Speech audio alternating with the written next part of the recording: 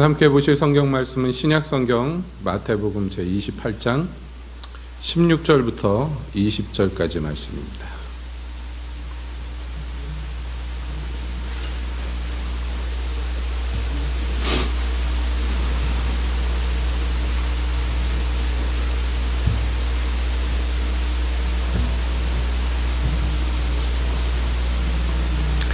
마태복음 28장 16절부터 함께 보겠습니다. 25. 11제자가 갈릴리에 가서 예수의 명하시던 산에 이르러 예수를 배우고 경배하나 오히려 의심하는 자도 있더라. 예수께서 나와 일러 가라사대 하늘과 땅의 모든 권세를 내게 주셨으니 그러므로 너희는 가서 모든 족속으로 제자를 삼아 아버지와 아들과 성령의 이름으로 세례를 주고 내가 너희에게 분부한 모든 것을 가르쳐 지키게 하라. 볼지어다 내가 세상 끝날까지 너희와 항상 함께 있으리라 하시니라. 아멘. 하나님, 이 시간 주님의 말씀 듣기를 원합니다. 오셔서 저희에게 말씀하여 주시옵소서. 예수님의 이름으로 기도하옵나이다. 아멘. 한 주간 평안하셨습니까? 우리가 2020년 들어서 우리 새빛교회가 제자도에 대해서 생각하고 있습니다. 그리고 그 제자도를 어떻게 따를 것인가를 함께 살펴보는 가운데 있습니다. 근데 이 제자라는 것은 누차 말씀드렸지만 영어로 굳이 얘기하자면 스튜던트가 아닙니다. 디사이플이라고 하죠. 영어로 얘기할 때 제자라고 얘기하면 그것은 단지 학문을 배우거나 어떤 기술을 그 전수자 선생님한테 배우는 그런 수준의 학생을 이야기하는 것이 아니라 그 스승의 뜻을 이어받는 자들을 의미하는 것입니다. 그래서 이 제자가 된 사람들은 그래서 제자가 되어서 스승의 것을 잘 이어받은 이 사람들에게는요, 그 다음 단계로 나아가게 되는데 곧 그들이 사도가 되는 것이에요. 배웠으니까 이제 보냄을 받아서 그것을 가르치게 만듭니다. 그래서 우리가 갖고 있는 영어 사전 같은 데도 찾아보면요, 이 디사이플 같은 거 찾아보면 첫 번째 뜻이 모든 사전은 다 그렇지는 않겠지만 대부분의 사전이 첫 번째 뜻이요, 기독교에서 쓰이는 용어라고 나옵니다. 그런 식으로 각주가 붙어요. 그래서 예수의 12제자 뭐 예문이 그렇게 나옵니다. 그리고 화살표에서 그 다음 단어가 연관 단어가 나오는데 요즘에 인터넷 사전을 보면 그렇게 연관 단어들이 나오죠. 디사이플을 곧 아포스틸, 그래서 사도로 보내심 받은 사람으로 연결이 된다, 이렇게 각주가 나와 있는 걸 봅니다. 세상에서도 교회에서나 성경에서 많이 쓰이는 용어라고, 그리고 일반적으로 세상에서는 이런 용어를 잘 안 쓴다고 그렇게 이야기도 하기도 합니다. 왜냐하면 이 디사이플이라는 단어를 웬만해선 잘 안 써요. 대부분 다른 단어, 뭐 팔로워나 스튜던트로 쓰죠. 왜냐하면 이것은 굉장히 무거운 의미가 그 안에 내포되어 있기 때문에 그렇습니다. 오늘 그 전형적인 모양이라고 얘기할 수 있죠. 보통 우리가 제자도 할 때 빠지지 않고 나오는 대목, 이 마태복음의 마지막 부분을 함께 봅니다. 부활하신 예수님께서 그 제자들을 만나서 갈릴리에서 만나서 당부하시는 마지막 명령이기도 하며, 그리고 그 모든 명령 중에서 가장 최상급의 명령이다. 그래서 한문으로 쓰면 지상명령이라고 하는 그 대목을 우리가 오늘 함께 본 것입니다. 자, 예수께서 부활하시고 승천하시면서 땅에 있는 자들에게 사명을 주시는데, 자기를 따르는 제자들에게 사명을 주십니다.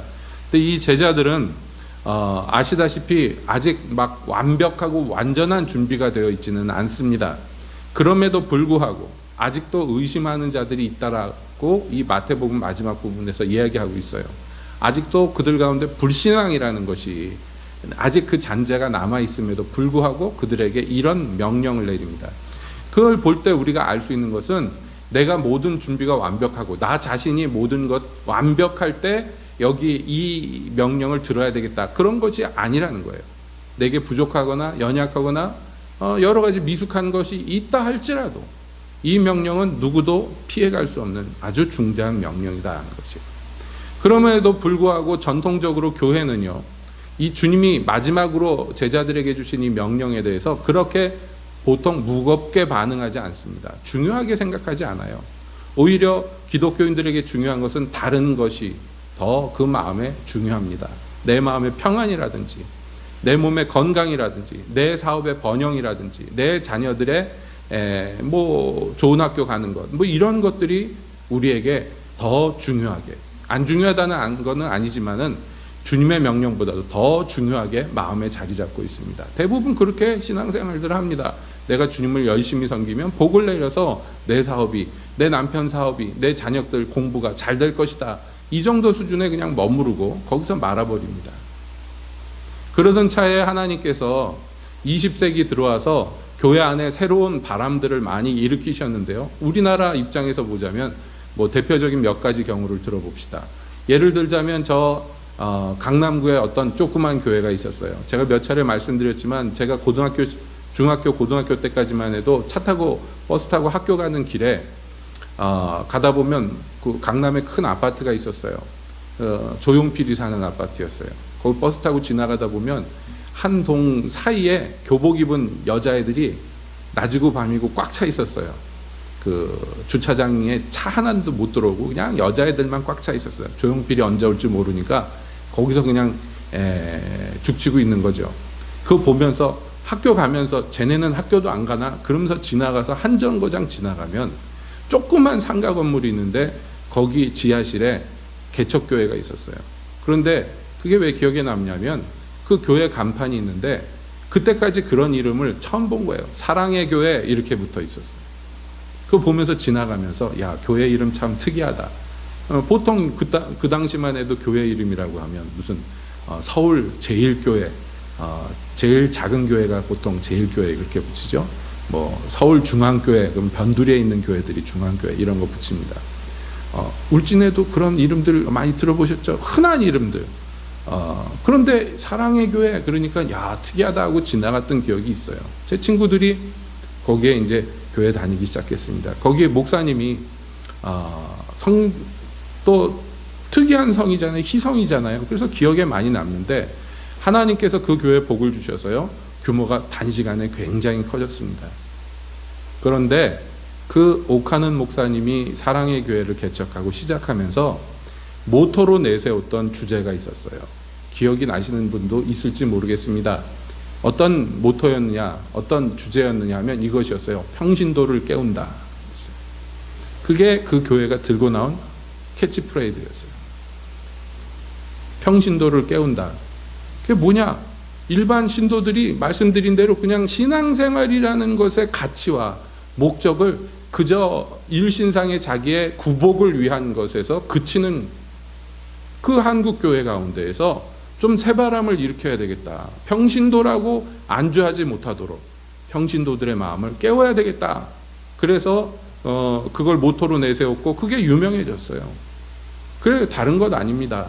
그 전까지 소수의 대학생들에게만 적용되었던 소위 말하는 제자훈련이라는 것을 교회 안에 갖고 들어온 거예요.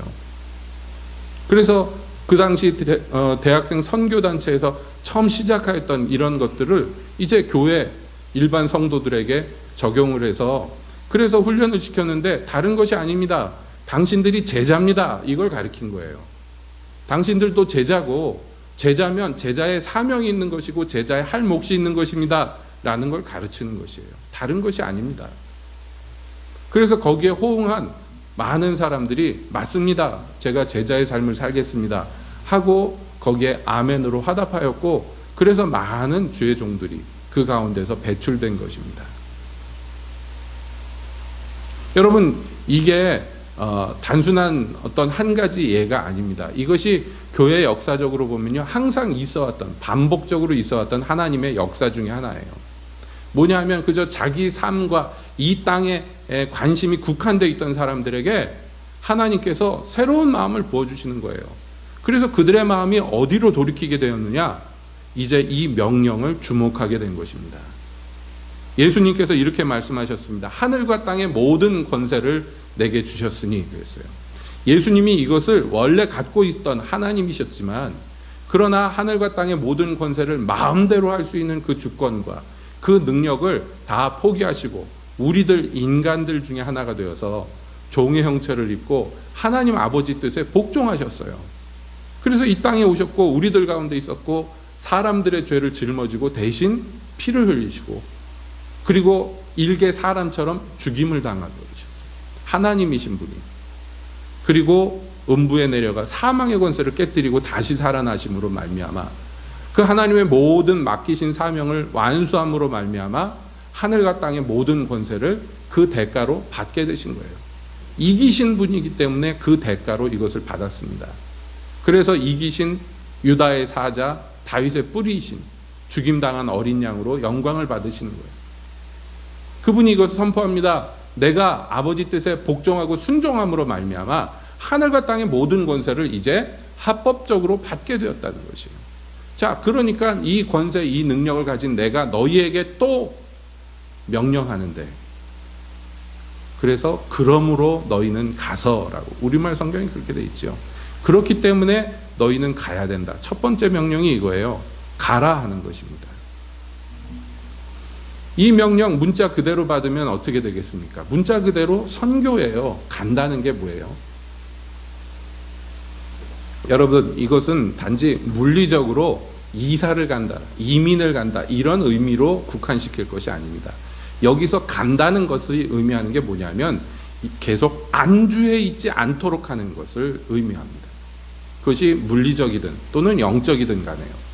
안주해 있지 않는 거예요. 내 삶에 그저 자리 잡고 내가 하던 일만 그냥 하면서 이제까지 살던 방식에서 그저 여기에 누리는 것 다 누리면서 사는 것에 멈추지 말라는 거예요. 제자는 그런 사람들이 아니라는 것입니다. 거기에서 떠나는 사람들입니다. 오해하지 마세요. 또 높아심에 말씀드리지만 무조건 그냥 외국에 가는 것이 전부가 아닙니다. 여기에서 간다는 것이 무엇이냐? 나그네의 삶을 사는 거예요. 행인과 같이 사는 것이에요. 비록 내가 여기서 직업을 가지고 또는 장사를 하고 뭘 해도 좋습니다. 몸이 여기 머물러 있다 할지라도 마음은 어디를 향해서 가는 거예요? 천성을 향해서 가는 거예요. 멈추지 않는 것이에요. 떠나는 것입니다. 그리고 그 사람들 중에 어떤 사람들은 실제로 떠나야 합니다. 그 명령대로 실제로 떠나야 합니다. 작은 규모든 큰 규모든요. 그래서 같은 명령이지만 또 다른 표현으로서 사도행전 1장 8절부터 나오는 말씀은 뭐라고 되어 있냐? 오직 성령이 너희에게 임하시면 너희가 권능을 받고 예루살렘과 온 유대와 사마리아와 땅끝까지 이르러 내 증인이 되리라 그랬어요. 그 가는 확장 범위를 예수께서 설명해 드리는 것입니다. 어떤 사람은 그냥 예루살렘에 머물 수도 있어요. 어떤 사람은 조금 예루살렘 바깥에 있는 동네, 유대라고 불리는 동네로 나갈 수 있어요. 어떤 사람은 거기서 한 걸음 더 나가서 유대와 딱 붙어 있는 사마리아 땅까지, 어떤 사람들은 거기서 훌쩍 떠나서 세상 끝까지 갈 수 있는 거예요. 언제요? 주님이 가라고 할 때. 구체적으로 너는 거기로 가라고 할 때. 그렇게 가는 것입니다.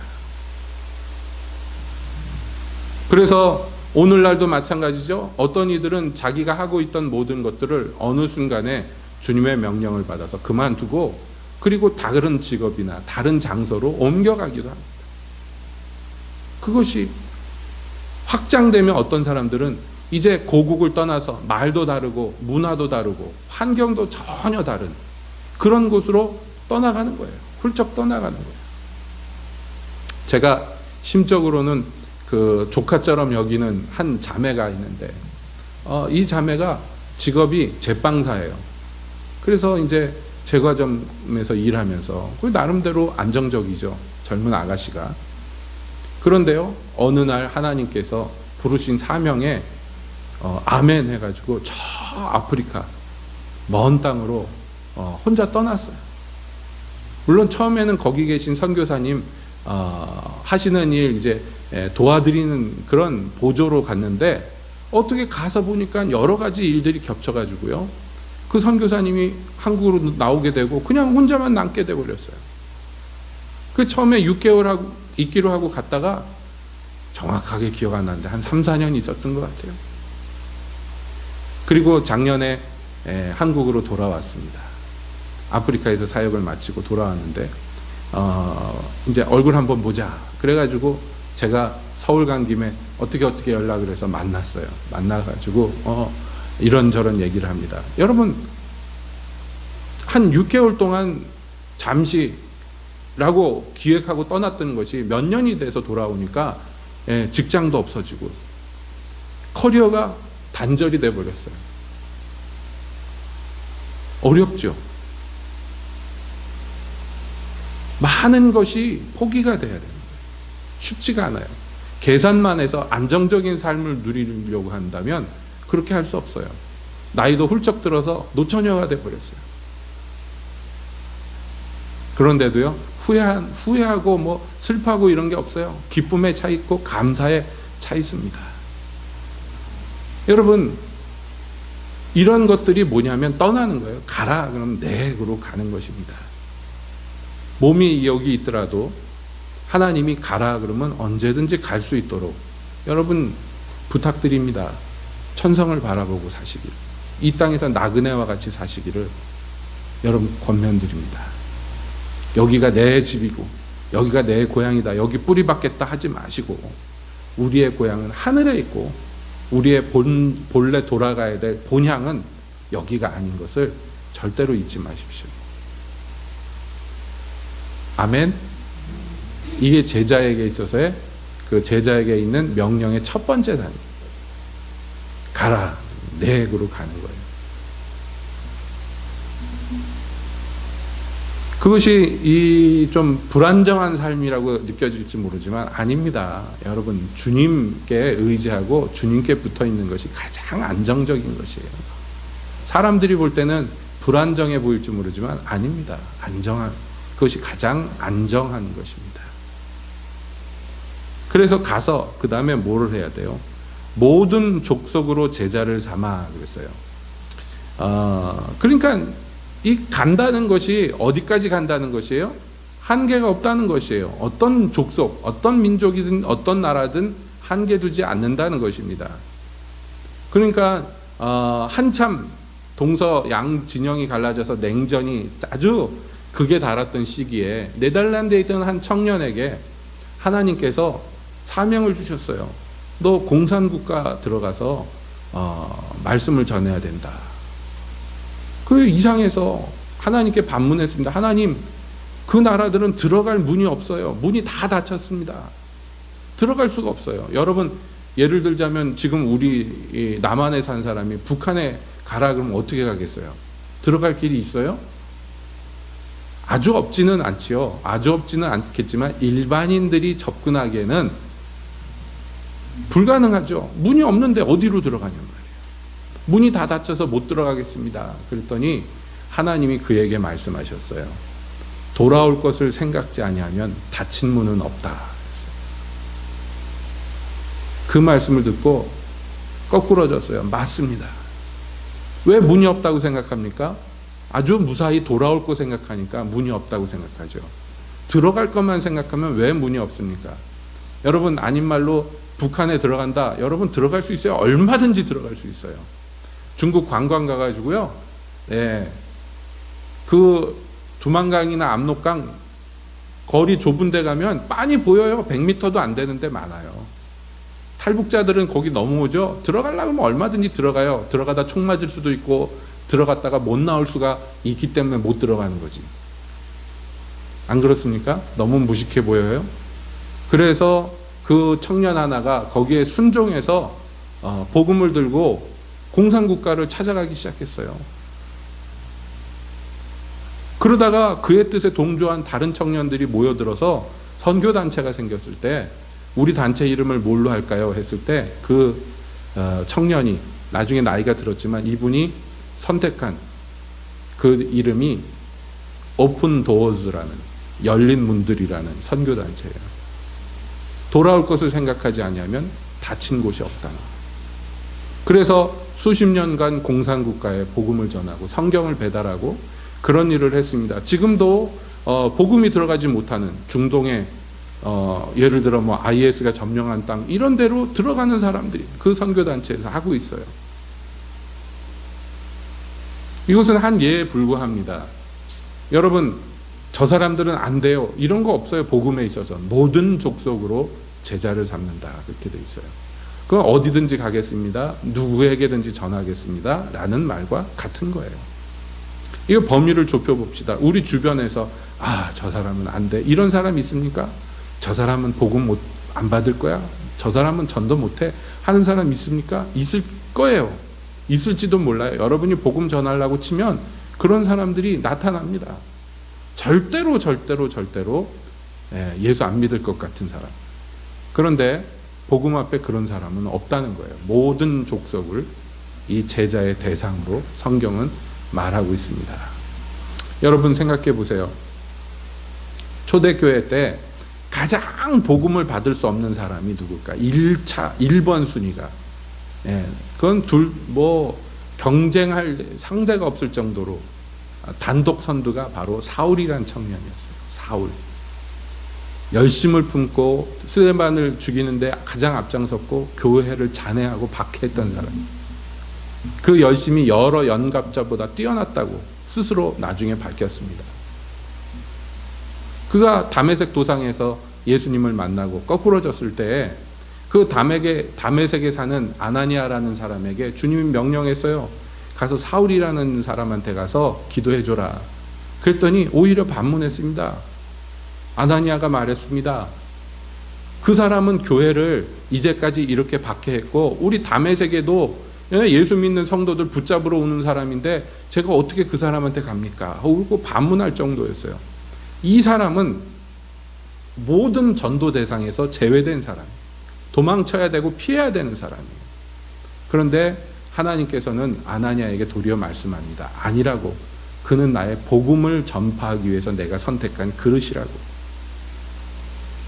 하나님의 선택이 이렇게 사람의 상식을 뛰어넘는. 그래서 가장 복음에 적합하지 않은 전도 대상자가 아닐 수밖에 없는 이 사람이 가장 복음을 많이 전파한 사도가 되었어요. 이게 하나님의 기이한 것이에요. 여러분, 그러므로 우리가 알아야 됩니다. 모든 족속에게 가는 거예요. 우리는 모든 족속에게 가서 복음을 전하는 것입니다.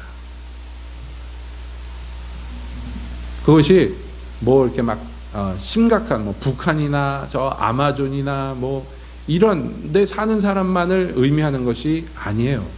우리 주변에서도 얼마든지 우리 마음에 있는 한계가 있습니다. 이것들이 깨트려져야 돼요. 죄송한 얘기지만 제가 대학 시절에 기숙사에서 살면 이상하게 기숙사에요. 한 70-80%가 경상도 애들이었어요. 기숙사 지방 학생들한테만 이제 주로 주잖아요. 그런데 저는 기숙사 들어가면 안 될 자격이 충분한 사람인데 들어갔어요. 당연히 방을 배정받지도 못하고 기숙사비도 내지 않고 친구들 틈에 껴가지고선 졸업할 때까지 기숙사 생활을 했으니 얼마나 빈대를 오래 친 겁니까? 그러다 보니까 이제 기숙사 안에 친구들이 생기는데 보면 전부 경상도 애들이. 말하다 보니까 제가 경상도 사투리를 하고 있어요. 어느 날. 그런데 얘네들한테 제가 맨날 뭐라 그랬냐면 니들 때문에 대한민국이 이 꼴이야. 맨날 그랬어요. 그렇죠. 우리나라 독재자들이 다 그 당시만 해도 다 경상도 출신이고 관료들이 다 경상도 출신이고 나라 말아먹는 경상도 놈들 막 욕을 했습니다.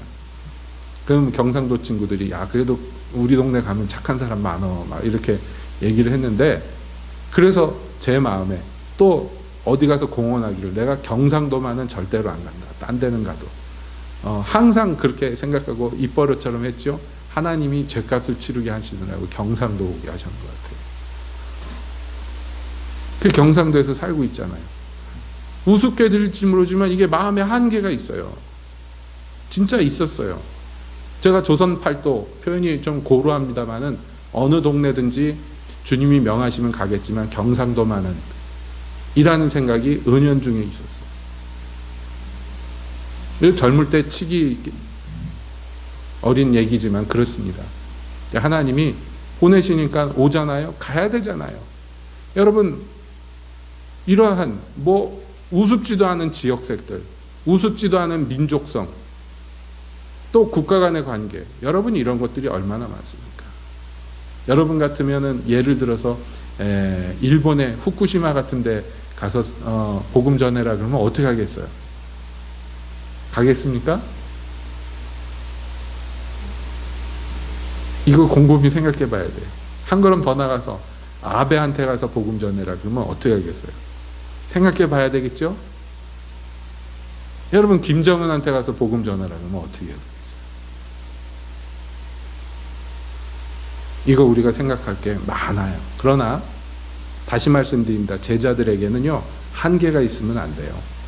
그 사람이 누구든, 그 사람의 배경이 뭐든, 그 사람이 갖고 있는 마음가짐이 어떻든 상관없이 주님이 명하시면 모든 사람을 그리스도의 제자로 삼아야 돼요. 그래서 뭘 해야 됩니까? 첫 번째, 아버지와 아들과 성령의 이름으로 세례를 준다 그랬어요. 제자를 삼은 사람들에게 첫 번째 하는 것이 삼위 하나님의 이름으로 세례를 준다. 이것은 그냥 세례를 베푼다 이런 의미가 아니에요. 이것은 뭐냐면 기독교인이 되게 한다는 거예요. 첫 번째가. 즉 교회의 일원이 되게 한다는 것입니다. 왜 이런 말씀을 주님께서 하시느냐 하면 기독교라는 것을 일종의 학문, 문명 이런 것으로 전파하면 안 된다는 것입니다. 여러분 아시다시피 우리나라보다 중국에 복음이 훨씬 먼저 전파되었어요. 일본에 복음이 훨씬 먼저 전파되었고 동남아시아의 여러 나라들에 우리나라보다 100년 이상 전에 복음들이 들어갔어요. 그런데 그 복음 전파가 별로 효과를 못 냈어요. 이유 중에 하나가 뭐냐 하면 이 기독교를 학문으로 접근을 시켰기 때문에 그래요. 새로운 신문명으로, 신문물들로 소개했기 때문에 그렇습니다. 그러니까 당연히 그 나라 사람들이 야 이거 서양놈들 문명이니까 우리 배우자 이런 사람들이 있을 거 아니에요. 그래서 받아들였지만 기독교인이 된 거 아니에요. 세례를 받았다는 건 뭐냐? 전의 삶을 포기하고 전의 삶은 죽은 것이 되고 새 삶으로 새로운 피조물로 탄생하는 것을 의미합니다. 이러한 종교적 변화가 없이 어떤 교리를 가르치거나 성경을 가르치거나 정말 문자 그대로 선생님과 학생의 관계로 국한시켜 버려 버렸기 때문에 그 나라들에게 복음이 꼽히지 못했던 것입니다. 이것이 참 문제였어요.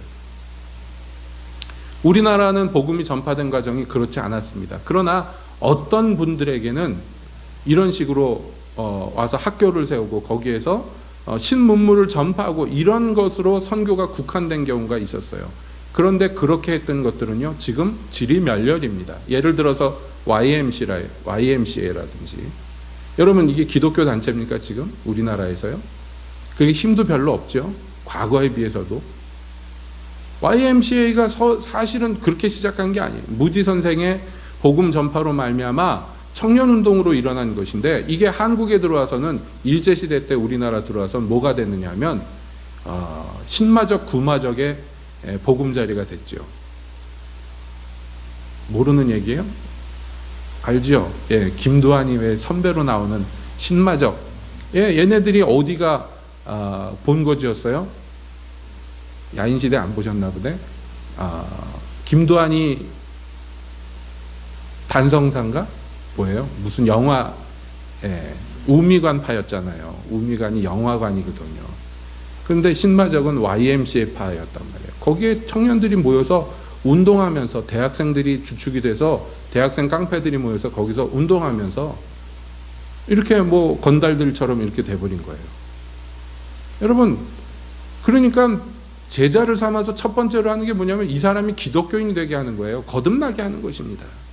이게 무엇보다도 선행돼야 되는 것이에요. 복음이 들어가면, 복음을 받으면 그 사람이 그냥 종교 안에 기독교 이렇게 쓰는 것이 아니라 그 삶이 바뀌어야 돼요.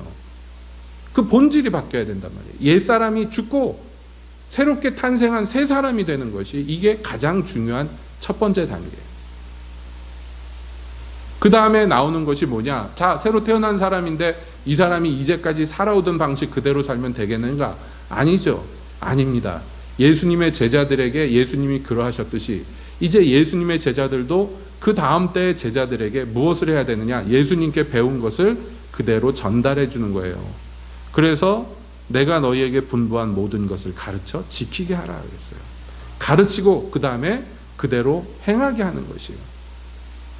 복음에 따라서 살고 복음에 따라서 행동하고 말하게 하는 것입니다. 복음을 가르치는 것, 이것이 그 다음에 이 제자들 가운데 일어날 것이에요. 그리고 분부한, 즉 명령들이 그들 가운데 또한 진행이 돼야 되죠. 그 명령의 최고 명령이 뭐라고요? 땅끝까지 이르러 제자를 삼는 것, 이것이에요. 그래서 대를 이어서 이 복음의 전파가 지속적으로 반복적으로 일어나서 오늘날 우리까지 복음을 받게 된 것입니다. 땅끝이라고 여겨지는 곳, 여러분 더도 아니고 우리나라잖아요. 여러분 우리나라가 있는 이 지대를 뭐라고 부릅니까? 세상에서요, 극동아시아라고 불러요. 동쪽의 끝이다 라는 의미입니다. 그러니까 대륙이 유럽과 아시아와 아프리카 대륙이 만나는 곳 예루살렘이 그 중점인데, 여기에서 땅끝이라고 얘기했을 때 동쪽의 땅끝은 더두덜도 아니고 딱 우리나라란 말이에요. 정말 우리나라까지 복음이 왔어요. 땅끝까지 이르러 증이되라 하신 말씀이 이루어졌어요. 전 세계를 돌고 돌아서. 우리가 그 산 증거입니다. 이 명령이 교회 안에서 대대로 지켜졌다는 것에 산 증거예요. 자, 그 다음에 이제 우리에게 있는 것은 무엇입니까? 우리도 똑같이 이 명령을 아멘 받아서 역시 우리보다 더 땅끝인 곳으로 나아가야 되죠. 우리보다 더 땅끝이면 어떻게 되겠습니까? 지리적으로 보면 우리가 동쪽 끝이 맞습니다만은, 그러나 영적으로 보면 우리보다 더 끝인 그런 곳이 얼마든지 있어요. 가깝게 얘기하자면 북한도 있고요, 일본도 있고요, 중국도 있지요. 여러분 땅끝까지 이르러서 이렇게 복음이 전파되는 게, 이게 정말 우리에게도 멈추지 않는 것입니다. 중국의 교회를 가면 그런 분들이 있어요. 자기들이 땅끝이라는 거예요. 그래서 이제 어떻게 돼야 되냐, 땅끝까지 복음이 왔으니까 이제 다시 예루살렘으로 이 복음이 돌아가야 된다. 그래가지고 이 중국의 성도들 중에 어떤 사람들이 우리가 예루살렘으로 복음을 전파하며 가자, 그래서 막 복음을 전파하며 가다가 공산화가 되는 바람에 멈춰버렸어요. 그래가지고 저 서장 땅이라고 보통 얘기하죠. 거기까지 이르는 기독교인들이 있습니다. 그리고 지금도 그 중국의 교회들이요, 예루살렘으로, 중동 지방으로 복음 전파를 보내요. 선교사를 파송합니다. 자기들도 여러 가지 열악한 상황에 있지만 그리로 보내요. 왜냐하면 복음이 돌고 돌아서 땅끝이 어디냐? 결국엔 예루살렘이 되는 거예요. 제일 복음의 적대적인 지역이 복음의 시작되었던 그 지역이 돼버렸어요. 복음이 전 세계를 돌고 돌아서 제일 적대적인 지역으로 돌아갑니다. 그래서 예루살렘에 이스라엘 사람들이 메시아를 영접할 때 그때 이 세상에 끝이 오는 거예요. 아무튼 간에 여러분, 그러므로 우리도 제자가 돼야 되고 그 다음에 제자를 삼아야 됩니다. 이것이요, 피할 수 없는 저와 여러분들에게 있어서 제일 중요한 의무 중에 하나이며 주님의 가장 무거운 명령 중에 하나입니다. 그러므로 이제 내 삶에 그저 안주하겠다, 또는 하나님께서는 내 삶을 윤택하게 하는 보조자다, 이런 생각 버리세요. 그런 거 아닙니다. 물론 주님이 우리를 도와주시고 주님이 우리에게 복을 내려주시는 거 당연합니다. 그러나 그것이 우리의 삶의 목적이 아니에요. 그건 주님의 삶의 목적이죠. 우리를 영화롭게 하는 게 주님의 기쁨이에요. 우리는요, 주님을 영광스럽게 하는 것이 우리의 목적이 되어야 됩니다. 그러면서 예수님께서 단호하게 말씀합니다. 명령하신 다음에 또 말씀해요. 볼지어다. 자, 봐라. 보고 있어라. 내가 세상 끝날까지 너희와 항상 함께 있으리라. 주님은 그냥 명령만 탁 던져놓고 하느냐 마느냐 지켜보는 분이 아니에요. 그 명령을 아멘하고 받고 순종하며 나가는 사람들과 항상 함께 하겠다고 약속하셨어요. 복음이 이렇게 땅끝까지 전파된 이유는 이것입니다. 주가 함께 하셨기 때문입니다. 주님이 함께 하셨기 때문이에요. 여러분, 우리나라에 어떻게 복음이 들어올 수 있습니까? 예? 쇄국 정책을 펼치고 이 천주교를 믿는 사람들을 다 잡아 죽이던 조선 땅에 어떻게 복음이 들어와서 예수 믿는 사람이 생기겠냐 말이에요. 그 당시에 생겼잖아요. 그 복음이 전파됐잖아요. 어떻게 가능합니까? 주님이 역사하셨기 때문에, 주님이 함께 하셨기 때문에. 앞으로도 그럴 것입니다. 언제까지요? 세상 끝날까지. 주 다시 오시는 날까지 이것은 변치 않는 변치 않는 약속입니다. 이 약속을 받들어서 저와 여러분 제자의 삶을 살고 제자의 사명을 감당하고 제자를 삼아 이제 사람들을 제자되게 하는 그 거룩한 자리로 여러분 한 분 한 분이 서시기를 예수님의 이름으로 축복드립니다. 기도합시다.